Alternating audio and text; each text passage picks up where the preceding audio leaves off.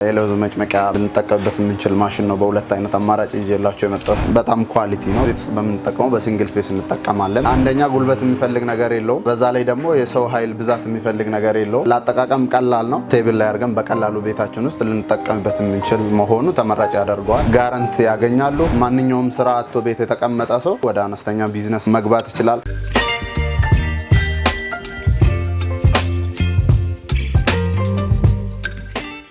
ጤና ይስጥልኝ የትርታ ሪቪው ቤተሰቦቻችን እንደምን አላችሁ? የትርታ ሪቪው ነው። የተለያዩ የቢዝነስ ሀሳቦችን በዝርዝር የምታገኙበት የቢዝነስ ቻናላችን ነው። በዛሬው ፕሮግራማችን እንግዲህ ለእናንተ ይሆናል ብለን ያሰብነው በተለይ አሁን እጅግ በጣም ትርፋማ የሆነውን የለውዝ ቢዝነስ እንዴት አድርጋችሁ መቀላቀል እንደምትችሉ፣ ምን አይነት ማቴሪያል ያስፈልጋችኋል፣ እንዴት ነው ወደዚህ ቢዝነስ መግባት የምንችለው፣ በቀላሉ ውጤታማ የምንሆንበት ምክንያት ምንድነው የሚለው ይዘናላችሁ መተናል። ማሽኑንም በተመለከተ እጅግ በጣም ቀላል ትርፋማ በቀላሉ ሊያደርጋችሁ የሚችለውን የለውዝ ማምረቻ ማሽን ይዘንላችሁ መተናል። ሙሉ ፕሮግራማችንን ከመጀመሪያው እስከ መጨረሻው እንድትከታተሉ እንጠይቃለን። ፕሮግራሙን በመምራት ደግሞ አብሬያችሁ ቆይታ ማደርገው እኔ ሊና አብራም ነኝ። በካሜራማን ናኡል አለ።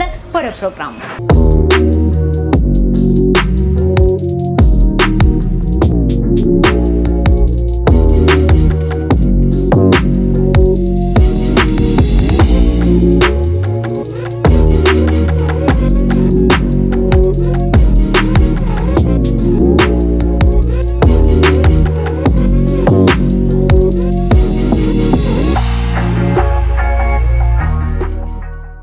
ሰላም እንደምን አለ? ሰላም እንዴት ነሽ? እግዚአብሔር ይመስገን ደህና ነህ ሆይ? አለን። ዛሬ ምን አይነት ፕሮዳክቶችን ነው የምታሳየን? እዚህ ጋር ሁለት የተለያዩ ፕሮዳክቶች አሉ። በመጀመሪያ ራስን አስተዋውቅልን፣ ከዛ ደግሞ ስላሉት እቃዎች እናውራ። እሺ፣ አመሰግናለሁ። እኔ ዮናስ እባላለሁ። የቲኬ ማርኬት ዋና ስራ አስኪያጅ ነኝ። ዛሬ በቲኬ ማርኬት ነው የተገኘ ነው። እዚህ ጋር የምትመለከቱት የለውዝ መጭመቂያ ማሽን ልንጠቀምበት የምንችል ማሽን ነው። በሁለት አይነት አማራጭ ይዤላችሁ የመጣሁት። በጣም አሪፍ። ከዚህ በፊት እንግዲህ የለውዝ ማሽኖችን ወይ መጭመቂያ ማሽኖችን በምናይበት ጊዜ በጣም ትላልቅ እና ቦታ የሚይዙ ናቸው። እስቲ በንጽጽር እናንሳና እነዚህ ምንድነው ልዩነታቸው? ልዩነታቸው ምንድነው? እነዛ ማሽኖች ለምሳሌ የሀገር ውስጥ ናቸው። አንደኛ ከፍተኛ የኤሌክትሪክ መጠን ይፈልጋሉ። ሲቀጥል ደግሞ በቀላሉ ልንሰራበት ማንችልና ብዙ ቦታ የሚፈጁ ወይ ደግሞ ብዙ የሰው ኃይል የሚፈጁ ናቸው። እነዚህ ደግሞ ኢምፖርትድ ስታንዳርድ ናቸው። በቀላሉ እንደምትመለከቱ ያው እዚህ ቴብል ላይ አድርገን ሁለቱም ቴብል ላይ አድርገን በቀላሉ ቤታችን ውስጥ ልንጠቀምበት የምንችል መሆኑ ተመራጭ ያደርገዋል። በዛ ላይ ደግሞ ቤት ውስጥ በምንጠቀም በ220 ቮልት እዚህ ጋር እንደምትመለከቱ 220 እስከ 240 ቮልት ነው። ያ ማለት ቤት ውስጥ በምንጠቀመው በሲንግል ፌስ እንጠቀማለን ማለት ነው። መልካም። እስቲ ይሄኛው ትንሽዬ ይመስለኛል፣ ይሄኛው ደግሞ ትንሽ ከፍ ያለ ይመስለኛል። ልዩነታቸውን እስቲ እናንሳ። እንግዲህ ሁለቱም የለውዝ መጭመቂያ ማሽን ናቸው። ልዩነታቸው ምንድነው? በመጀመሪያ እዚህ ጋር እንደምትመለከቱ ያው የሳይዝ ልዩነት አለው።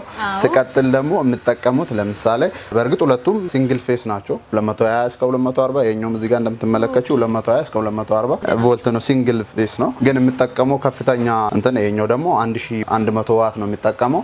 ይሄኛው ደግሞ 1500 ነው። የ400 ልዩነት ነው። ሁለቱም ኃይል ቆጣቢ ናቸው። ይሄኛው ካፓሲቲው ደግሞ እዚህ ጋር እንደምትመለከቱ 15 ኪሎ ፐር አወር ነው የሚጨምቀው። ይሄኛው ደግሞ 40 ኬጂ ፐር አወር ነው የሚጨምቀው። ሁለቱም ሜድ ኢን ቻይና ናቸው። ያ ማለት በጣም ኳሊቲ ነው። ቤት ውስጥ በቀላሉ እንጠቀም የምንችል ማለት ነው። በጣም ደስ ይላል። እንግዲህ ለውዝ ወደ ሆዳችን የምናስገባው ወይም ለምግብነት የምናውለው ምርት ከመሆኑ ጋር በተያያዘ ከጤና አንፃርስ ምን ያህል ሴፍ ነው? ከጤና አንፃር እኛ መጀመሪያ ላይ ለውዝ ስንገዛ ራሱ ለውዙን ስንገዛ ጥሬውን ስንገዛ ኳሊቲ መምረጥ አለብን። ምክንያቱም ስታንዳርድ አላቸው፣ ደረጃ አላቸው። እህልም ልክ ፕሮዳክት ማሽኖች ስታንዳርድ እንዳላቸው እህሎችም ስታንዳርድ አላቸው። ሶ በመጀመሪያ ስታንዳርዱን የጠበቀ እጅግ ኳሊቲ የሆነውን እህል መግዛት አለብን። ያን ለውዝ ከገዛም በኋላ እዚህ ጋር በምንጠቀምበት ሰዓት ምንም ሌላ የሚጨመርበት ባዕድ ነገርም ሆነ ተጨማሪ ሌላ ጨው፣ ሱካር ሊሆን ይችላል፣ ዘይት ምንም የሚጨመርበት ነገር ስለሌለ ኦርጋኒክ የለውዝ ቅቤ ቤታችን ውስጥ ጨምቀን ትኩስ እና በጣም ጤናማ የሆነ ነው የምናገኘውና በተጨማሪ ደግሞ ሙሉ በሙሉ ስቴንለስ ስቲል ነው።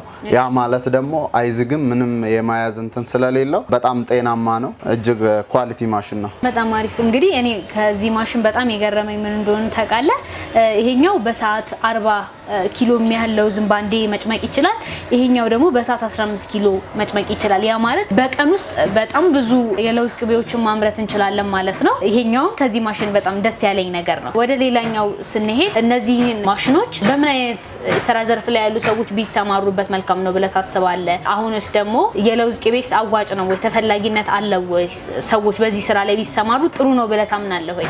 ሚለውን እስቲ ጠቁመን።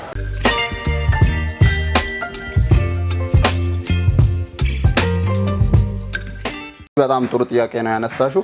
በመጀመሪያ ማሽኖቹን የምናገኝበት ዋጋ በጣም አፎርደብል የሆነ ዋጋ ነው። በጣም ቅናሽ ዋጋ ነው። አሁን የሀገር ውስጥ ማሽኖች አሉ ብዙ አይነት። አንደኛ ዋጋቸው ውድ ነው። ስቀጥል ደግሞ ዋጋቸውን እንኳን አፎርድ ቢያደርጉ የሚይዘው ቦታ በጣም ከፍተኛ ቦታ ነው የሚይዘው። ተጨማሪ ቦታ ነው የሚፈልገው። እነዚህ ደግሞ ከነዛ አንፃር ስናነጻጽረው ቤት ውስጥ በቀላሉ እዚህ ጋር እንደምትመለከቱት ቴብል ላይ አድርገን በቀላሉ ልንጠቀም እንችላለን። ያ ተመራጭ ያደርገዋል። በተጨማሪ ደግሞ እነማን ናቸው የማሽን መጠቀም የሚችሉት ካልን ደግሞ አንደኛ ጉልበት የሚፈልግ ነገር የለውም። በዛ ላይ ደግሞ የሰው ኃይል ብዛት የሚፈልግ ነገር የለውም። ለአጠቃቀም ቀላል ነው። ጋር እንደምትመለከቱ ለውዙ ከተቆላ በኋላ ሬዲ ከሆነ በኋላ እዚህ ላይ ይጨመራል። ያው የተቆላ ለውዝ ነው የሚጨመረው። እዚህ ላይ ከጨመርን በኋላ እዚህ ጋር በቀላሉ መቀበያ እቃ ነው የምናዘጋጀው። እዚሁ ላይ ፓክድ እያደረግን ማውጣት እንችላለን፣ እቃ እየቀያየር። ያ ማለት ደግሞ እነማን መስራት ይችላሉ ብለሽ ካሰብሽ አሁን እነዚህ ማንኛውም ስራ አጥቶ ቤት የተቀመጠ ሰው በቅናሽ ዋጋ ይሄን ማሽን ገዝቶ ወደ አነስተኛ ቢዝነስ መግባት ይችላል። ስቀጥል ደግሞ አሁን ለምሳሌ ቤት ያሉ እናቶች፣ አጥቢ እናቶች ሊኖሩ ይችላሉ። በቀላሉ የኛውን ሊጠቀሙ ይችላሉ በትርፍ ሰዓታቸው። ማንኛውም ደግሞ ሌላ ስራ የሚሰራ ሰው እንዲሁም ደግሞ ተመራቂ ሆኖ ቤት የተቀመጡ ልጆችም ይሄን ማሽን በቀላሉ መጠቀም ይችላሉ። ለምንድን ነው ለምለው አንደኛ አነስተኛ ኤሌክትሪክ መጠን ነው የሚጠቀመው። ሌላ ተጨማሪ ወጪ አያስፈልግም። ቤት ውስጥ በምንጠቀመው ስለሆነ በቀላሉ ቴብል ላይ አድርጎ እንደዚህ መጠቀም ስለሚችሉ ያ ተመራጭ ያደርገዋል። ሌላው ደግሞ ምን ያህል ተፈላጊ ነው ለውዙ ከምለው ጋር አያይዘን ስናወራ ደግሞ ለውዝ በጣም ተፈላጊ ነው። ሁላችንም እንደምናውቀው እኔም አንቺም ትጠቀሚያለሽ ብዬ አስባለሁ። እኔ አሁን እንደ አንድ ስፖርተኛ በጣም ነው የምጠቀመው። ምክንያቱም ከፍተኛ ካሎሪና ከፍተኛ ፕሮቲን ነው ያለው።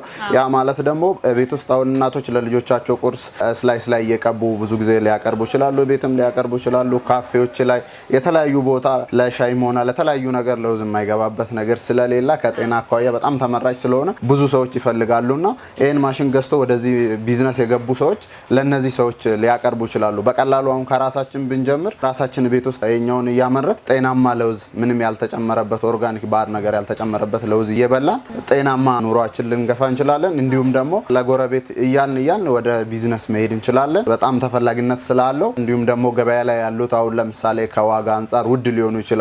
ዋጋቸው እነሱን መግዛት ከነዛ አንፃር ደግሞ ቀንሶ እንኳን ቢሸጡ በጣም ስለሚያዋጣቸው እንዲሁም ደግሞ ምርቱም ሀገራችን ውስጥ ስለሚገኝ ፕሮዳክቱን ለማግኘት አይቸገሩም። ለውዛውን እዚህ ሀገር ነው የሚመረተው በብዛት ስለሚገኝ ከየትኛውም ገበያ ሄዶ መግዛት ስለሚችሉ ያ ነገር ደግሞ ተመራጭ ያደርገዋል ስራው። በጣም አሪፍ ጥሩ የሆነ ማብራሪያ ነው የሰጠህን። እስቲ እነዚህ ማሽኖች ምናልባት የመበላሸት አጋጣሚ ቢኖራቸው የስፔር ፓርት ጉዳይ ያሳስበናል ወይስ በቀላሉ ማግኘት የምንችለው ነገር ነው ወይንስ ደግሞ ጋራንቲስ አለው ወይ የሚለውን እናንሳ። ማሽኖቹ በምንጠቀምበት ሰዓት አንደኛ በዋናኝነት ለ8 ዓመት ያህል ያለ ብልሽት ያገለግላሉ ተብሎ ይጠበቃል። ስቀጥል ደግሞ ማሽኖቹን በሚጠቀሙበት ሰዓት በምን አይነት መንገድ ነው መጠቀም ያለባቸው የሚለውን የግንዛቤ ማስጨበጫ እኛ እንሰጣለን። ማንኛውም ሰው በአግባቡ ከተጠቀመ 8 ዓመት ወይ ከዛ በላይ ሊጠቀመው ይችላል። በዚህ መሀል ደግሞ የቴክኒካል ከኤሌክትሪካል ጋር ተያይዞ የተፈጠረ ነገር ካለ ችግር ደግሞ እዚሁ ማሽኖቹ መጠገን ይችላሉ። እንዲሁም ደግሞ ከኛ ዘንድ ከቲኬ ማርኬት ዘንድ ጋራንቲ ያገኛሉ። ከመስለ ማሽኑ አጠቃቀም እናሳያቸዋለን። ለምሳሌ ያህል አሁን ይሄኛው እዚህ ጋር የምንመለከተው ለውዙ በጣም እንዲቀጥንና ወይ ደግሞ በጣም እንዲወፍር ከተፈለገ እዚህ ጋር እንዲቀጥን ከተፈለገ እንደዚህ ወደ ግራ ይዞራል። እንዲወፍር ደግሞ ከተፈለገ እንዲህ ወደ ቀኝ በማዞር ብቻ በቀላሉ ሊጠቀሙት ይችላሉ።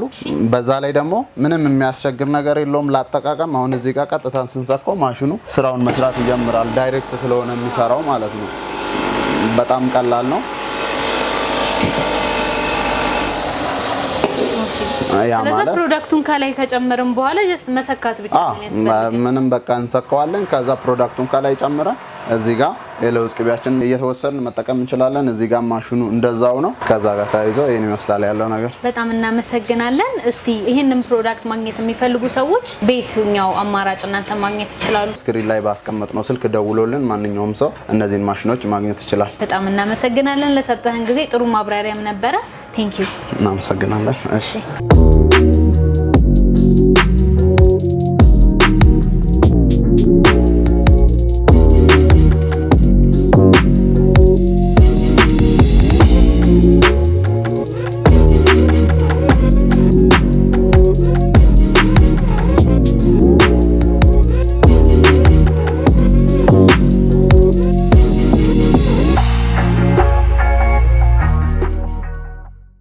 የትርታ ሪቪው ቤተሰቦቻችን እንግዲህ በዛሬው ፕሮግራማችን ይዘንላችሁ የመጣ ነው አሁን ላይ በጣም አዋጭና ትርፋማ የሆነው የለውዝ ቢዝነስ ነው።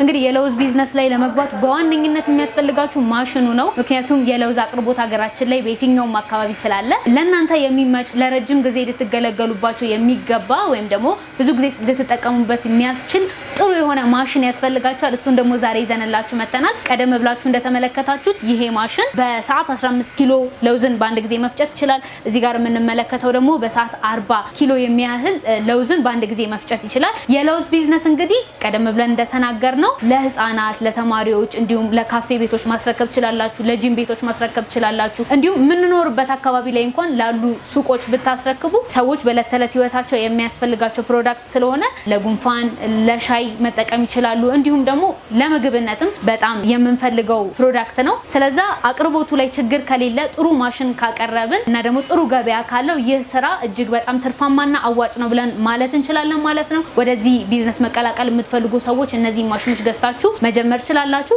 ከታች በመናስቀምጠው ስልክ በመደወል ይሄንን ማሽን መግዛት ትችላላችሁ። እንደነዚህ አይነት ደግሞ ተመሳሳይ ቪዲዮዎች እንዲመጣላችሁ ለቻናላችን አዲስ የሆናችሁ ሰዎች ቻናላችንን ላይክ፣ ሰብስክራይብ፣ ሼር ማድረግ እንዳትረሱ። የዛሬው ፕሮግራማችንን በመምራት አብራችሁ ቆይታ ያደረኩት ደግሞ እኔ ሊና አብራም ነበርኩኝ። በካሜራማን ናኦል ነበረ። በቀጣይ በተለያዩ ፕሮግራሞች እስከምንገናኝ ደግሞ ሰላም ቆዩ።